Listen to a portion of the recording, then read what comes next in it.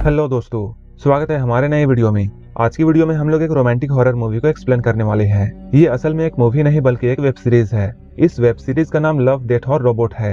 ये सीजन 3 का episode number 9 है, जिसका नाम ज़ीबारो है। इस एपिसोड में हम लोग एक जादूगरनी को देखते हैं जो कि एक तालाब में रहा करती है। उसके पूरे जिस्म में बेशकीमती हीरे और जवाहरात लगे हुए थे।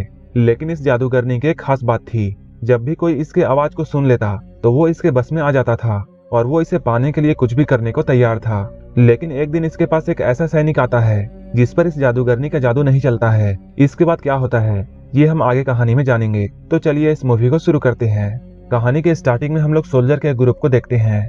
ये लोग किसी घने जंगल से होकर गुजर रहे थे। यहीं पर हम लोग ज़ीबारो नाम के एक ऐसे सोल्जर को देखते हैं जो कि बहरा था और उसे किसी भी तरह की आवाज सुनाई नहीं देती थी। तभी इन लोगों का एक साथी सभी लोगों को पीछे चलने के लिए बोलता है।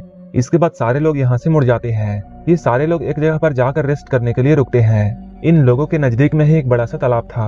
वो बहरा सोल्जर अपने घोड़े को एक जगह पर बांध देता है। जब वो तालाब की तरफ आगे जाता है तब उसे पानी में एक सोने का टुकड़ा मिलता है। वो इस सोने के टुकड़े को देखकर तुरंत उसे अपने पास रख लेता है। लेकिन इन लोगों में से किसी को भी ये बात पता नहीं था कि यहाँ एक सायरन नाम की जादूगरनी रहती है, जिसकी पूरी बॉडी सोने और हीरे से भरी हुई है। वो सायरन जादूगरनी पानी के अंदर छुपी हुई थी और इन्हीं लोगों को देख रही थी। इसी बीच ज़ीबारो को पानी में कुछ हलचल महसूस होती है और वो तुरंत पीछे मुड़कर देखता है, लेकिन उसे वहाँ कुछ भी नजर नहीं आता है। वहीं दूसरी ओर हम लोग देखते हैं यहाँ सोल्जर के अलावा कुछ और भी लोग आए थे जो कि प्रीस्ट की तरह लग रहे थे और वो लोग यहाँ किसी तरह का ब्लैक मैजिक करने वाले थे। लेकिन तभी सायरन जादूगरनी पानी से बाहर आती है और वो बहुत ही अजीब तरीके से डांस करने लगती है। इसके बाद वो अचानक चिल्लाना शुरू करती है। उसकी आवाज को जैसे ही ये सोल्जर सुनते हैं वो सारे लोग इसके बस में हो जाते हैं और सभी के अंदर उस जादूगरनी को पाने की इच्छा जाग जाती है। सायरन जादूगरनी पानी के ऊपर डांस कर रही होती है और वो जोर जोर से चिल्ला रही होती है, जैसे कि वो सारे लोगों को अपने पास बुला रही हो। उसके चिल्लाने की आवाज सुनकर सारे सोल्जर्स पागल होने लगते हैं और सारे लोग बहुत एग्रेसिव हो जाते हैं और सभी बस उसी की तरफ देख रहे थे और अब ये लोग किसी भी कीमत पर उसे पाना चाहते थे। सारे लोग एक दूसरे पर हमला करने लगते हैं ताकि वो उस जादूगरनी को पा सके। बहुत से लोग यहाँ पर मारे जाते हैं और जो भी सोल्जर्स अभी तक बचे हुए थे ये लोग इस जादूगरनी की आवाज सुनकर पागल होते जा रहे थे। कोई भी अपने बस में नहीं था। ये सारे लोग एक दूसरे को मारते हुए जादूगरनी की तरफ जा रहे थे और वह चुड़ैल लगातार अपनी भयानक आवाजों को निकाल रही थी और उन सबको अपने पास बुला रही थी और उन्हें अपने पास बुलाते हुए धीरे धीरे पीछे जा रही थी। लेकिन इधर ज़ीबारो इस बात से अनजान था कि यहाँ उसके साथियों के साथ क्या हो रहा है, क्योंकि ना तो उसे उसके साथियों की आवाज सुनाई दे रही थी और ना ही जादूगरनी की आवाज। तभी ज़ीबारो अचानक इन लोगों को देखता है और उसे यहाँ कुछ भी समझ में नहीं आता है कि ये लोग ऐसा क्यों कर रहे हैं। इधर सारे सैनिक एक दूसरे को मार रहे थे। वो लोग उस चुड़ैल को पाने के चक्कर में पानी के अंदर जाते जा रहे थे और पानी के अंदर डूबकर अपनी जान गंवा रहे थे। तभी ज़ीबारो की नजर सायरन जादूगरनी पर जाती है। उस चुड़ैल को देखते ही ज़ीबारो बहुत डर जाता है, लेकिन उसे उस चुड़ैल की आवाज सुनाई नहीं दे रही थी, जिसकी वजह से उस जादूगरनी की आवाज का असर ज़ीबारो पर नहीं हो रहा था। लेकिन दूसरी ओर यहाँ जितने भी सोल्जर्स थे वो सारे लोग इस चुड़ैल की आवाज सुनकर यहाँ मारे जा रहे थे। एक वक्त ऐसा आता है कि सारे सैनिक आपस में लड़कर और पानी में डूबकर मारे जाते हैं और अब ज़ीबारो के अलावा कोई भी जिंदा नहीं था। तभी सायरन जादूगरनी की नजर ज़ीबारो पर पड़ती है और वो उसे भी अट्रैक्ट करने के लिए उसकी तरफ आवाज लगाती है और उसे अपना बहुत ही अजीब डांस दिखाती है।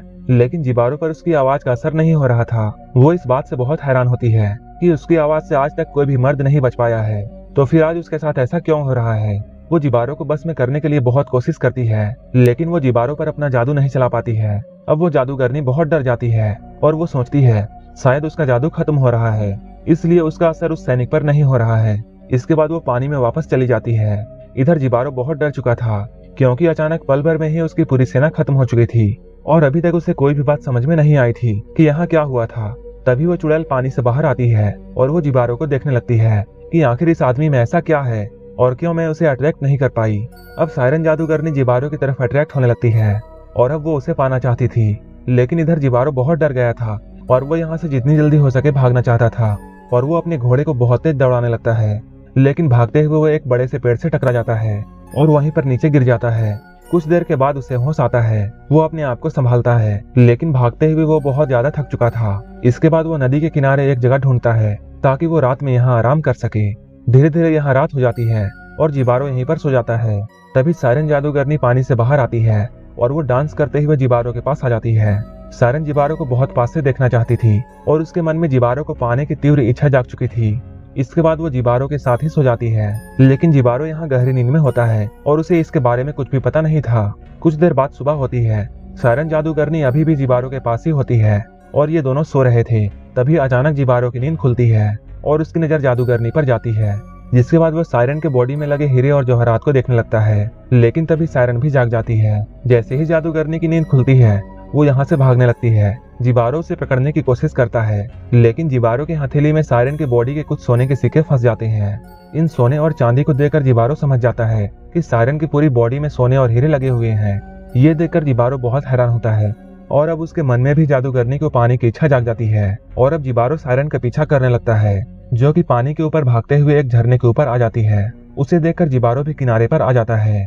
अब दोनों एक दूसरे की तरफ देख रहे थे। इसके बाद जिबारो अपनी तलवार निकाल कर यहीं पर रख देता है और उसे बहुत ही प्यार से देखने लगता है। जादूगरनी भी जिबारो की तरफ देख रही होती है।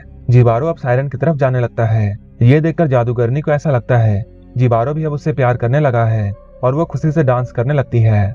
इसके बाद वो तुरंत जिबारो के पास आती है। जिबारो भी यहाँ ऐसा दिखाता है कि उसे सायरन से प्यार है, लेकिन जिबारो को सायरन से कोई भी मतलब नहीं था। वो तो बस उसके बॉडी में लगे सोने और हीरे को लेना चाहता था। इसके बाद ये दोनों एक दूसरे के बहुत करीब आ जाते हैं और एक दूसरे को किस करने की कोशिश करते हैं, लेकिन सायरन के होठों पर भी हीरे लगे हुए थे जो कि काफी नुकीले थे, जिसकी वजह से जिबारो जब उससे किस करता है तब उसके होठों से खून आने लगता है। लेकिन सायरन अपने आप को नहीं रोक पा रही थी और ये दोनों ऐसे ही रोमांस करने लगते हैं। अब जिबारो का होठ बुरे तरीके से जख्मी हो चुका था और उसके पूरे मुंह से खून आ रहा था।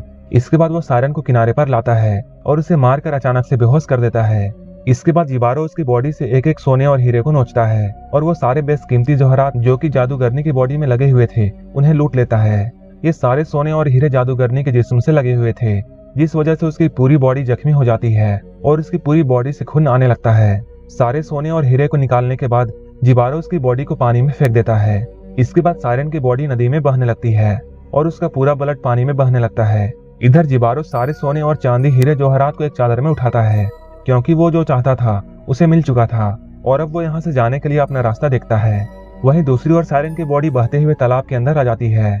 अपने पुराने वाले तालाब में आने के बाद सायरन की बॉडी अचानक नीचे चली जाती है और यहाँ चारों तरफ खून ही खून फैल जाता है। इधर जिबारो यहाँ से निकलने का रास्ता ढूंढ रहा था और वो अब जादूगरनी के बारे में सोचना भी नहीं चाहता था, क्योंकि उसने जो भी चाहा अब उसे मिल चुका था। लेकिन ये सारा खजाना बहुत भारी था, जिसे ले जाने में उसे बहुत परेशानी हो रही थी और वो बहुत थक चुका था और उसे बहुत जोरों से प्यास लग रही थी। तभी उसे सामने एक नदी दिखाई देती है। इसके बाद वो पानी पीने के लिए किनारे पर जाता है। वो जैसे ही पानी पीने के लिए यहाँ आता है, सायरन का ब्लड यहाँ आ जाता है और जिबारो उस ब्लड वाले पानी को पी लेता है।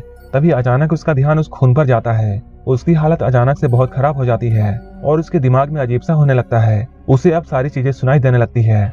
ये सायरन के ब्लड के ही वजह से हुआ था। आवाजों को सुनकर जिबारो बहुत परेशान हो जाता है और वो पागलों की तरह हरकत करने लगता है, क्योंकि आज तक उसने कोई भी साउंड नहीं सुना था और अचानक उसके कानों में इतनी सारी आवाजें आ रही थी कि उसे बिल्कुल पागल कर देती है। कुछ देर के बाद जिबारो यहाँ बैठकर शांत हो जाता है।